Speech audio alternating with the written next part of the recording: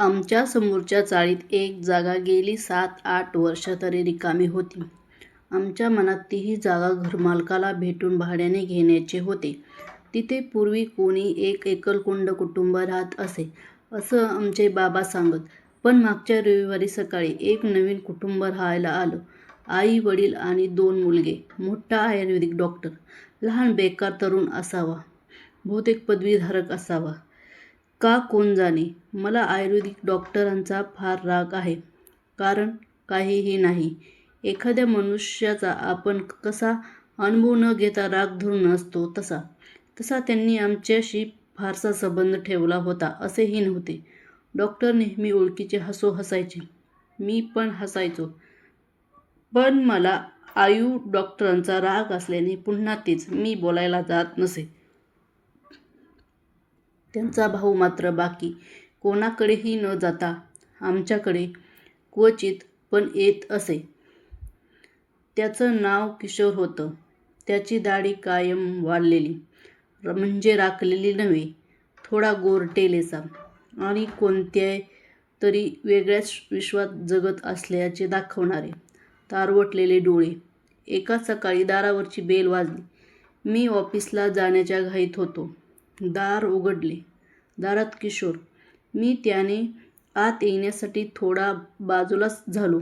त्याच्या अंगावर चुरगळलेला झब्बा आणि पायजमा होता. दाढी नेहमीप्रमाणे वाढलेले केस अस्ताव्यस्त. मी रुमाल, घड्याळ वगैरे शोधत होतो. तो खुर्चीत बसला. टिपाईवरचा पेपर चाळीत म्हणाला, काका, काय ह्या बातम्या? बघा ना, भ्रष्टाचाराची एक तरी बातमी असतेच. केवढी लाचलुचपत वाढली. ह्या लाच घेणाऱ्यांना लाजही वाटत नाही. खरं तर साल्यांना ताबडतोब फाशी दिली पाहिजे. त्याच्या बोलण्याकडे माझं लक्ष असल्याचे दाखवीत होतो. तो पुढे म्हणाला, तुम्हाला नाही वाटत काहीतरी करायला हवं? सध्या तरी मला ऑफिसला लवकर जावीसे वाटत असल्याने जास्त उत्तेजन दिले नाही. आतून बायकोने चहा आणला. 1 कप मला दिला, दुसरा त्याला दिला. यात नवीन काही नव्हतं. काहीतरी म्हणायचं म्हणून म्हटले, अरे, आपल्याजवळ काही उपाय आहे का सहन करण्याऐवजी? डोळे मोठे करीत तो म्हणाला, माझ्याजवळ उपाय आहे. शाळा प्रवेशांसाठी सुद्धा केवढे पैसे मागतात. पालकांना देता आले नाहीत तर जा नगरपालिकेच्या नंबरी शाळेत. नऊवारी शब्दावर कुस्तीत जोर देत तो म्हणाला, मी स्वतः नवरी शाळेत शिकलेलो होतो, पण आत्ता मला वाद नको होता. तो बोलत राहिला. म्हणाला, प्रत्येक क्षेत्रातील प्रत्येकाने 2-2 वर्ष फुकट घालवावीत आणि ह्या पैसे मागणाऱ्या व पैसे खाणाऱ्या लोकांना गोळ्या घालाव्यात. म्हणजे त्या क्षेत्रातील भ्रष्टाचार नाहीसा होऊन दहशत बसेल आणि अशा वर्ष फुकट घालविणाऱ्यांना सरकारने ती वर्ष माफ करावीत. तो आणखीही बोलला असता, पण चर्चासत्र चालवणारे तुमच्या सांगण्यात काही तथ्य असेल तर दुर्लक्ष करतात. तसे करून मी उठलो. मग जागेवरून उठत तो म्हणाला, सॉरी काका, तुम्ही घाईत आहात. मी त्याला आश्वासन दिले. त्यालाही काही महिने झाले. अचानक एक दिवस रात्री मोठ्याने रडण्याचा आवाज ऐकून मी जागा झालो. पाहतो तर काय, समोरच्या घरातून किशोरचा गुरासारखा ओरडण्याचा आवाज येत होता. दार बंद होते. किशोरला आतमध्ये जाम बडवीत असल्याचे माझ्या मुठी आवळल्या गेल्या. पण त्यांच्या घरात बेल वाजवण्याची माझी हिंमत झाली नाही. त्यात आयुर्वेदिक डॉक्टरांचा मला राग आहे. पुन्हा तेच, मी जाईनच कशाला. थोड्या वेळाने त्याचे दार उघडले गेले. किशोरच्या वडिलांनी त्याला बाहेर ढकलले आणि दार लावताना म्हटले, जन्माला आलास तेव्हाच मेला असतास तर बरं झालं असतं. दार धाडकन लावून घेतलं. रात्रीच्या शांततेत त्याचं विव्हाळणं ऐकू येत होतं. पण मी काहीही करू शकत नव्हतो. मला काही करायचे नसावे. पुढे जाऊन त्याला समजावून धीराचे 2 शब्द सांगण्याची गरज होती. पण माझी तयारी नव्हती. स्वतःला शहाणा समजणारा मी तसा सामान्यच होतो. सामाजिक बांधिलकीसारखे मोठे शब्द लिहायला आणि कोरड्या चर्चेसाठी चांगले होते. कुठेतरी मनात असावं की यासाठी आपल्याला काही करावं लागलं तर, किंवा हा आपल्या गळ्यात पडला तर. आयुर्वेदिक डॉक्टरांचा राग हे केवळ एक निमित्त होतं. मनानं नकळत शोधून ठेवलेले. पण पुढील काही आठवड्यात जे घडलं ते मी मदत केली असती तर किंवा त्याच्या वेदनांवर फुंकर घातली असती तरी टाळलं असतं. पण नाही, मी तयार नव्हतो. पांघरून घेऊन झोपलो. किशोरचं आमच्याकडे येणं अनियमित होतं शेवटी बंदच झालं. एक दिवस बातमी आली की किशोरला मेंटल हॉस्पिटलमध्ये ठेवले. आयुर्वेदिक डॉक्टर रोज भेटायचे. ओळखीचे हसायचे. मी पण हसायचो, पण एक प्रकारची आडी धरूनच. नंतर कळलं त्या कुटुंबाची बरीच इस्टेट आहे. ती मोठ्या भावाला एकट्याला मिळावी म्हणून त्याने धाकट्या भावाला वेडा ठरवून मेंटलमध्ये ठेवलं होतं. मला हे कारण फारसे पटलेलं नव्हतं. गणपतीचे दिवस होते. आईने उकडीचे मोदक केले होते. मला म्हणाली, "बघ रे बाळा, बघ रे जरा किशोर, मेंटलमध्ये खरंच आहे का? थोडे मोदकही त्याच्यासाठी घेऊन जा." मी म्हटलं, "हा काय आगाऊपणा?"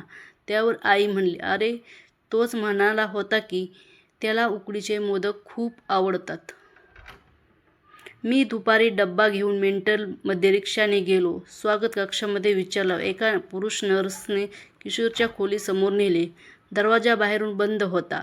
एक मोठी खिडकी खोलीला होती. त्यात किशोर भुस्कारलेलं केस घेऊन पाठमोरा उभा होता. मी त्याला हाक मारली. किशोर वळाला. खिडकीजवळ येऊन म्हणाला, "काका, तुम्ही फार बरं वाटलं हो. मला कोणीच भेटायला येत नाही. मला इथे विनाकारण डांबलेलं आहे. मी वेडा नाही हो. इथे मला रोज गुंगीची इंजेक्शन देतात आणि झोपवतात. त्यांना वाटतं मी व्हायलंट होईल. मी डॉक्टरांना पण ओरडून सांगितलं, मी वेडा नाही. पण माझ्यावर कोणीच विश्वास ठेवीत नाही. काका, मला अथर्वशीर्ष पुरुष सूक्त मारुती स्तोत्र पण म्हणता येतं हो. अथर्वशीर्ष म्हणणार माणूस वेडा असू शकतो का? तुम्ही सांगा. पाहिजे तर मी अथर्वशीर्ष म्हणून दाखवतो." तो दीनवाणेपणाने मला बोलत होता. मी हो नाही म्हणण्याच्या आतच त्याने सुरुवातही केली. "ओम नमस्ते गणपते त्वमेव प्रत्यक्ष तत्व" असं वगैरे. थोडे थांबून म्हटला, "आत्ता गणपतीचे दिवस आहेत. गावात गणपती असतील ना? तुमच्याकडे पण आहेत का हो? मला बोलवा." पण सहस्त्रावर्तन करून मी एक शब्दही बोलत नव्हतो. त्याला भेटायला कोणी येत नसल्याचे मी ऐकत होतो. मला गप्प पाहून तो म्हणाला, "काका, मी वेडा नाही हो. मी वेडा वाटतो का तुम्हाला? मी सगळी स्रोत म्हणू शकतो. बघा." माझ्या होकाराची वाट न पाहता म्हणू लागला. भीमरूपी महारुद्र वज्र हनुमान मध्येच थांबून डोळ्यात पाणी आणून म्हणाला, "काका, तुम्ही मला घरी न्या हो." आणि मोठ्याने गळा काढून रडू लागला. "मला सोडवा हो इथून. मी कोणालाही त्रास देणार नाही. मी काहीतरी जॉब करीन. मी सगळ्यांचं ऐकीन. तुम्ही डॉक्टरांना सांगा हो की मी वेडा नाही. मी BSc विथ केमिस्ट्री आहे. असं शिकलेला माणूस वेडा असेल का? तुम्ही मला सोडवा की तुमचे पाय धरतो." असे म्हणून तो खाली वाकला. माझे डोळे डबडबले. मी काहीही करू शकत नव्हतो. माझी पाठ वळवली. त्याने पाहिलं असावं की तो म्हणाला, "काका, जाऊ नका हो. मी त्रास देणार नाही. मी कोणालाच त्रास देणार नाही. पण घरी घेऊन चला हो." मी पाठ केव्हाच वळवली होती. हॉस्पिटलच्या पायऱ्यांवरून मी धूम ठोकली. मागे वळूनही पाहिले नाही. तो मात्र जीवाच्या आकांताने ओरडत होता, "अहो काका, जाऊ नका. मला वाचवा. हो, मला बाहेर काढा. काका बघा, मला अथर्वशीर्ष येते. ओम नमस्ते गणपते." मग त्याच्या जोरात हसण्याचा आवाज आला. "हा हा हा हा." न करता एका रिक्षात जाऊन बसलो. रिक्षावाल्याने 3-4 वेळा विचारलं असावं, "कुठे जायचं?" भानावर येऊन मी पत्ता सांगितला. मोदकाचा डब्बा पिशवीत तसाच होता. किशोरची केविलवाणी अवस्था पाहून माझ्या डोळ्यासमोर, "काय साहेब, भाऊ हे आहे का मेंटलमध्ये? वेड्याचं जगच वेगळं असतं बघा." माझ्या कानात अथर्वशीर्ष आणि किशोरचे शब्द घुमत होते. मी म्हटलं, "बाबा रे, कोण वेडा काय सांगणार? आपण काय कमी वेडे आहोत?" थोड्या वेळाने माझे घर आलं. संध्याकाळ होत आली. आईलाही सगळं ऐकून वाईटच वाटत होतं. मी गणपतीपुढे कापूर लावून अथर्वशीर्ष म्हणणार होतो. माझ्या तोंडून शब्दच फुटेनात. मी गणपतीला फक्त नमस्कार केला आणि म्हटले, "बाप्पा, आज तरी मला अथर्वशीर्ष म्हणणे शक्य नाही. क्षमा कर." आईलाही फार वाईट वाटलं. मी ठरवून टाकलं, उद्या सकाळी उठून त्या आयुर्वेदिक डॉक्टरांकडे जायचं. त्याचा कितीही राग आला तरी आणि त्यांना विचारायचं. पण मला उशीर झाला असावा. सकाळी बायकोने घाईघाईने उठवलं. "अहो उठा लवकर. ते समोरचे डॉक्टर जागा सोडून चाललेत. ट्रकमध्ये सामान भरलंय बघा." मी फक्त बघतच राहिलो. डॉक्टर खालच्या मानेने कोणाकडेही न बघता निघून गेले. परत समोरच्या जागेला कुलूप लागलं. असे बरेच दिवस गेले. किशोरची आठवण येत राहिली, पण हॉस्पिटलात जाण्याचा धीर होत नव्हता. आणि एक दिवस मला फोन आला.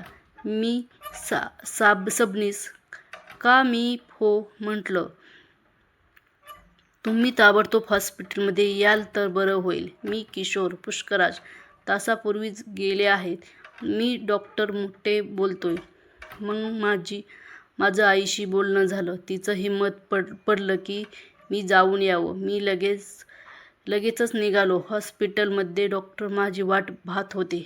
ते म्हणाले, "मिस्टर सबनीस, किशोरला इथे ठेवणारे त्यांचे मोठे बंधू परत कधीच आले नाहीत. त्यांचा फोन नंबरही चुकला आहे. आम्ही फार प्रयत्न केले. किशोरचे अंत्यसंस्कार तुम्हाला कराल तर बरं होईल. त्याच्या व्हिजिट वहीमध्ये तुम्ही भेटायला आल्याचीच नोंद आहे. पहा, तुम्ही नाही म्हणालात तर हरकत नाही. तसंही आम्ही बेवारशी समजून त्याचे अंत्यसंस्कारच करू." मी 5 मिनिटात विचार केला. किशोर बेवारसी मला कसं तरी वाटू लागलं. मी डॉक्टरांना माझा होकार कळवला. हॉस्पिटलातल्या स्टाफच्या मदतीने जवळच्याच विद्युत दाहिनीत त्याचा अंत्यसंस्कार केला. मी जड अंतकरणाने घरी आलो. मग असेच काही दिवस गेले. एक दिवस एक कोट टोपी धोतर घातलेले म्हातारेसे गृहस्थ आले. त्यांच्या हातात एक छोटी ब्रीफकेस होती. त्यांनी माझं नाव विचारलं. म्हणले, "डॉक्टर पुष्कराज समोर राहत होते. ते गेले का? मला चाळीतल्या इतर लोकांनी तुम्हाला माहीत असेल असे सांगितले म्हणून आलो."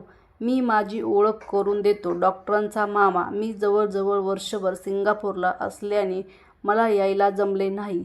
पण पत्रव्यवहार असल्याने माझ्याजवळ त्यांचा पत्ता होता. म्हणून आलो तर किशोर गेल्याचे समजले. "तुम्ही किशोरचे सगळं केलंत. फार आभारी आहे." मग त्यांनी त्या कुटुंबाची सर्व माहिती विचारली. तेव्हा असं कळलं की किशोर हा डॉक्टरांनी ठेवलेल्या बाईचा मुलगा. ती बाई केव्हाच मरून गेली. पण किशोरला घेऊन आले. जरी अनौरस मुलगा असला तरी इस्टेटीत वाटेकरी होईल म्हणून त्याच्या वडिलांनी त्याला वेडा ठरवला होता. तसाही तो नको असलेला असल्याने त्यांना त्याला दूर ठेवायचं असावं. मामा परत एकदा आभार मानून निघून गेले. मला आश्चर्य करण्याशिवाय मार्ग उरला नाही.